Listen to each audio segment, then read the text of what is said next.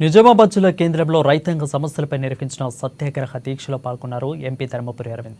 రాష్ట్ర ప్రభుత్వం ఇచ్చిన మాట మేరకు పంటకు మద్దతు ధరతో పాటు పంట నష్టపోయిన రైతులకు బోనస్ అందించాలని డిమాండ్ చేశారు. వెంటనే 2 లక్షల రుణమాఫీ అమలు చేయాలని అన్నారు.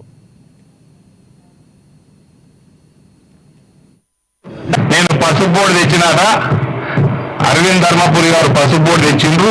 మీరు జగిత్యాలకు ఏం తెచ్చిందంటే popular front of India PFI board తెచ్చినారు.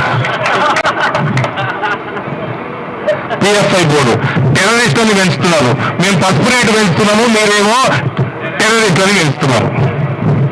ఇక మేడం నిన్న మాట్లాడుకుంటా రుణమాఫీ కమిషన్ ఏర్పాటట.